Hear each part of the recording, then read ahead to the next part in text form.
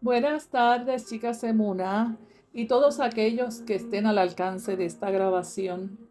Qué fascinante travesía nos ha concedido el Señor al estudiar este profundo libro de Samuel. Como ya saben, estudiamos el libro completo, y ahora estamos trabajando Segunda de Samuel, y hoy analizaremos el capítulo 5. La guerra entre la casa de Saúl y la de David prevalecía, pero David se hacía cada vez más fuerte mientras la casa de Saúl se debilitaba. Eso lo vemos en Segunda de Samuel capítulo 3. La causa de la debilidad de la casa de Saúl era obvia. Como sabemos, Dios lo había desechado a Saúl y escogió a David como futuro rey de Israel. Isboset, que era un hijo de Saúl que sobrevivió a aquella cruenta guerra, era un hombre débil y es el que estaba reinando sobre las 10 tribus de Israel porque el reino estaba dividido. Pues era un hombre débil con poco o ningún poder para atraer a la gente. Su único elemento de fuerza era Abner, el general de su ejército, que era un hombre muy fuerte, muy poderoso. Pero para desgracia de este hombre Isboset, Abner se enemistó con él. Eso lo vemos en el versículo 7, porque Isboset lo acusó de una conducta impropia a Abner con una de las concubinas de su padre Saúl. Abner se indignó de tal manera ante aquella acusación que entonces decide apoyar a David como legítimo rey. Y eso lo vemos en los versículos del 8 al 11. Abner, quien era un excelente estratega militar, buscó el favor de las tribus de Israel e hizo un pacto con David. Pero al poco tiempo fue asesinado a traición por Joab, que era el general del ejército de David, quien, movido por celos y por venganza por la muerte de Asael, y lo mató a traición. David no aprobó aquel crimen porque ya le había hecho un pacto con Abner y lamentó públicamente la muerte de este hombre y declaró su inocencia. Y así se ganó el respeto de todo el pueblo. Acuérdate que las tribus estaban divididas entre los que seguían a Isboset y los que seguían a David. David tenía que consolidar su poder en el pueblo. Entonces, en 2 de Samuel 4 se cuenta que dos capitanes del ejército de Isboset, lamentablemente, mira, lo asesinaron en su propia casa. Y pensando que habían hecho bien, llevaron su cabeza, lo decapitaron. Llevaron su cabeza a David esperando recompensa. Sin embargo, David, hombre justo, como siempre se caracterizó, condenó el acto como asesinato de un inocente y ordenó ejecutar a los culpables, sepultando la cabeza de Isboset en la tumba de Abner para darle cierta honra. Ambos capítulos, o sea, Segunda de Samuel 3 y el capítulo 4, muestran cómo Dios iba consolidando el reinado de David, destacando su integridad y su justicia frente a la violencia y ambición de los hombres que los rodeaban. En 2 de Samuel 5 vemos el momento culminante, porque esto fue un momento culminante para la vida de David. Recordemos que había huido como alrededor de 15, 20 años por los montes, por los desiertos, por las cuevas, huyendo de Saúl. Y luego entonces este muchacho Isboset se le enfrenta como si él fuera el sucesor de su papá. O sea, que él no asumió ese reinado completamente, rápidamente. Pero aquí llegó ese momento cuando por fin es reconocido como rey sobre todo Israel. Cuando se dice todo Israel se refiere a las 12 tribus, porque acuérdate que David solamente reinaba sobre las tribus de Benjamín y la tribu de Judá, que era la que él pertenecía.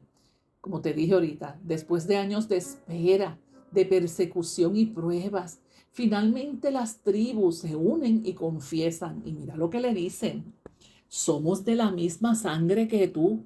En el pasado, aun cuando Saúl era nuestro rey, tú eras quien realmente dirigía las fuerzas de Israel. Y el Señor le dijo: tú serás el pastor de mi pueblo Israel, tú serás el gobernante de Israel. Eso lo vemos en los versículos 1 y 2. Entonces David recibe la unción por tercera vez. ¿Cómo que por tercera vez? Acuérdate, cuando muchísimos años jovencito, Samuel lo ungió. Luego entonces cuando se fue ungido en Hebrón y reinó allí durante 7 años y medio. Y ahora como fue ungido rey sobre toda la nación, confirmando así el pacto que Dios había hecho con él. En este capítulo vemos a David caminando y viviendo en la perfecta voluntad de Dios, ya que Dios en su tiempo lo hizo rey sobre Israel. Y escucha cómo se dice lo que te dije, en su tiempo. ¿Cuántas preguntas se haría David? Lo vemos en los salmos vemos plasmado estas emociones. ¿Cuántas preguntas, cuánta incertidumbre durante todos esos años de persecución? Pero David siempre mostró su confianza al Señor, conociendo las prioridades de Dios. Y lleno del Espíritu Santo de Dios, siempre buscó la dirección de Dios. Pero sabemos, como siempre les digo, que la Biblia, me encanta la Biblia porque la Biblia describe a los hombres de Dios tal y cual son. Y David no era perfecto. Y dice la Biblia en el capítulo 3, versículos 2 al 5, que él tomó 6 esposas. Pero en el capítulo 5, en el versículo 13, se nos dice que cuando llegó a Jerusalén, porque aquella 6 esposas fue en Hebrón, pero cuando llegó a Jerusalén dice que tomó más esposas. Como veremos en futuras lecciones, esto le traería serios problemas a David. Le trajo serios problemas a Abraham. Le trajo serios problemas a Jacob. Porque la poligamia, aunque Dios la toleró en los personajes bíblicos, poligamia es tener más de una esposa, sabemos que esa no era la perfecta voluntad de Dios. Porque desde el principio fue establecido que un hombre para una mujer, Génesis 2:22, el Señor le hizo a Adán una mujer, Eva. Ese es el modelo. En Primera de Crónicas 12 se describe, Crónicas es un libro, son 2 libros que describen también los sucesos de la vida de David y de la vida de los reyes, pero solamente Crónicas describe los reyes que reinaron en Judá, porque el reino se divide, que eso lo vamos a ver después. Pero para que sepan que Crónicas, Primera y Segunda de Crónicas, son libros paralelos, tanto a eventos en Samuel como eventos en Primera y Segunda de Reyes.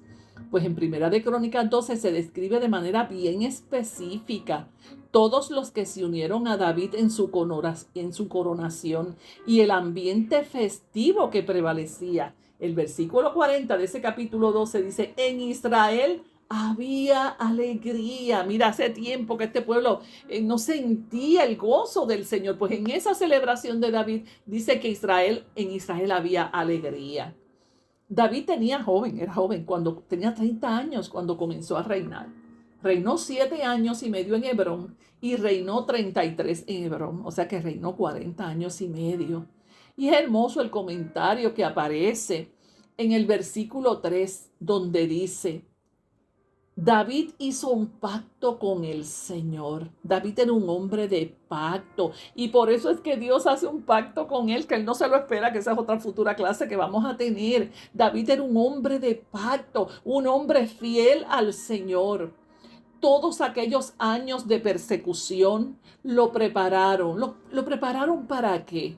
Para los desafíos a los que se enfrentaría como rey, que fueron muchos. Leamos los versículos 6 al 7. Luego David guió a sus hombres a Jerusalén para pelear contra los jebuseos, los habitantes originarios de esa tierra que vivían allí. Los jebuseos se mofaban de David y le decían: jamás entrarás aquí, hasta los ciegos y los cojos pueden impedir que ingreses. Pues los jebuseos pensaban que estaban a salvo. Pero mira lo que dice la palabra del Señor. Pero David tomó la fortaleza de Sión, la que ahora se conoce como la ciudad de David. escucha esto, esa ciudad que se llamaba Jebús en ese tiempo, que es la Jerusalén que David la nombró y es el nombre que lleva hasta hoy. Pues mira, Jerusalén era una ciudad fortificada y era difícil de conquistar. Estaba construida en una zona montañosa, con murallas muy resistentes.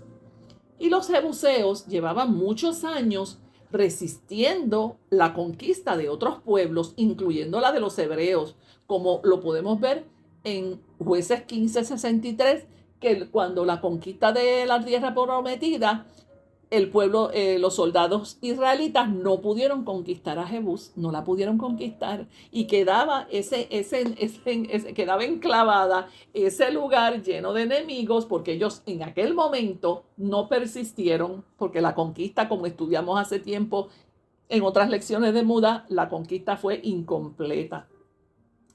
Entonces los jebuseos estaban bien confiados en la capacidad de su ciudad de resistir cualquier intento de conquista, porque ellos se creían que eran inconquistables. Por eso es que se burlan de David y le dicen, jamás entrarás aquí, hasta los ciegos y los cojos pueden impedir que ingreses, ¿ves? Pero no podemos olvidar la promesa de Dios. Y no olvidemos que Jerusalén estaba destinada a ser el centro espiritual y político de Israel, como se convirtió durante todos esos años. La burla de los jebuseos no era solo contra David, no, sino contra el propósito de Dios, porque acuérdate que nosotros tenemos un tema general desde que comenzamos Emuna hace 8 años, el cumplimiento de un propósito, y ese propósito es el establecimiento de la nación de Israel, de donde vendría el Salvador de la humanidad. Ese es el propósito. Ellos subestimaron el poder del Señor que respaldaba a David. Ellos pensaban que David iba en su fuerza. No. David no iba en su fuerza. David iba en la fuerza del Señor. Y entonces David logró conquistar la ciudad que era fortificada, que ellos pensaban que era inexpugnable. ¿Qué quiere decir inexpugnable? Mira que no se puede conquistar. Pero dice los versículos 6 al 9 que el Señor le dio la victoria. Bendito el nombre del Señor. Vamos a ver qué dicen esos versículos del 6 al 9 del capítulo 5. Luego David guió a sus hombres a Jerusalén para pelear contra los jebuseos, los habitantes originarios de esa tierra que vivían allí. Y como dijimos, los jebuseos se mofaban de David diciéndole, jamás entrarás aquí, hasta los ciegos y los cojos pueden impedir que ingreses. Pero pues los jebuseos pensaban que estaban a salvo, pero David tomó la fortaleza de Sión, la que ahora se llama la ciudad de David. El día del ataque, David le dijo a sus tropas, odio a esos jebuseos, cojos y ciegos. Él entonces el improperio se los devolvió. Todo el que ataque la ciudad, que haga su entrada por el túnel de agua. Este es el origen del dicho, ni el ciego ni el cojo pueden entrar a la casa. Esa expresión de que ni el cojo ni el ciego podían entrar a ese lugar. Así que David hizo de la fortaleza su casa y la llamó la ciudad de David. Extendió la ciudad comenzando desde los terraplenes y continuó hacia adentro. David se hacía cada vez más poderoso porque el Señor, Dios de los ejércitos, estaba con él. De esta manera, Jerusalén se convierte en la capital de Israel hasta hoy, conocida desde entonces como la ciudad de David. El relato subraya que David se iba haciendo cada vez más poderoso, porque el Señor Todopoderoso estaba con él, como lo leímos en el versículo 10.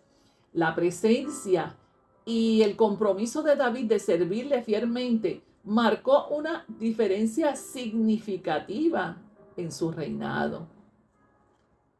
A través de este estudio pudimos ver que el reinado de David no fue producto de una casualidad, no. Esto es un plan trazado por Dios desde años atrás.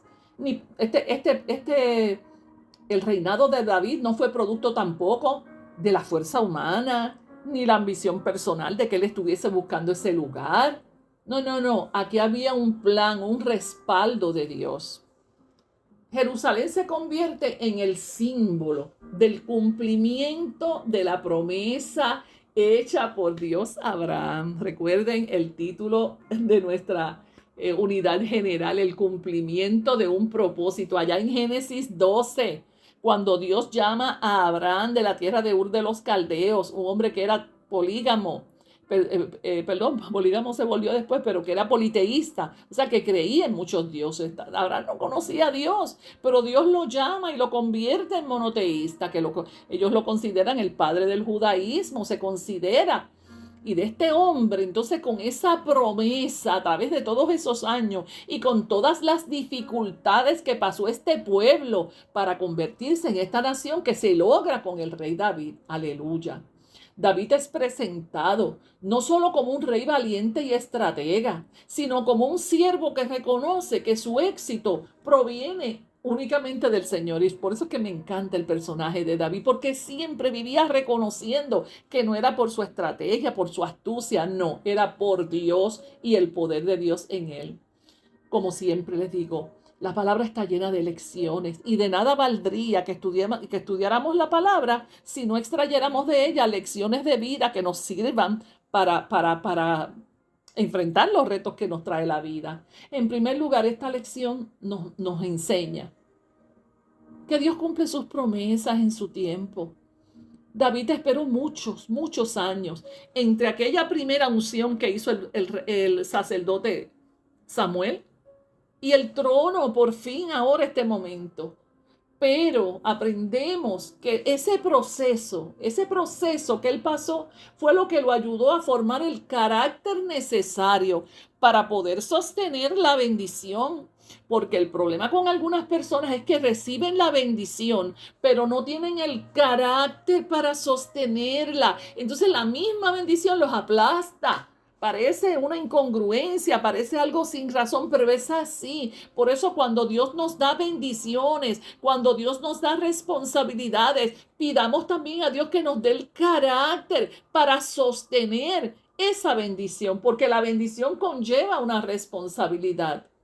En segundo lugar, Jerusalén como símbolo de conquista espiritual.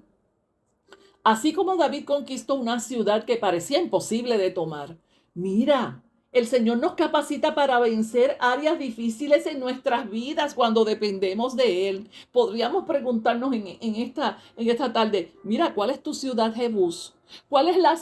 ¿Qué es lo inconquistable en tu vida? Y yo me pregunto también, Noemí, ¿qué es lo inconquistable en tu vida? ¿Cuál es esa área en tu vida que tú necesitas conquistarla para tener una vida victoriosa? Momento de reflexionar. En tercer lugar, el éxito no es solo personal, también es colectivo. David, sabio al fin, entendió que su exaltación a rey era por amor a su pueblo, que Dios lo llevó allí para servir a su pueblo. Por eso nuestras bendiciones y nuestros logros tienen un propósito mayor. No es solamente que sea para mí esa bendición y ese logro. No, mis bendiciones, mis logros, yo los presento a Dios como una ofrenda para que Dios entonces los use para beneficio de otros. Claro que sí, para el servicio de otros. La presencia de Dios marca la diferencia, claro que sí. El texto subraya que David se fortalecía porque el Señor Todopoderoso estaba con él. Aleluya. De igual manera, lo que asegura nuestro avance no es el talento humano, no es nuestras capacidades, sino la presencia, la compañía y el favor del Señor en nuestras vidas. Benditas lecciones, Señor, gracias en esta tarde que nos has ministrado esta palabra poderosa.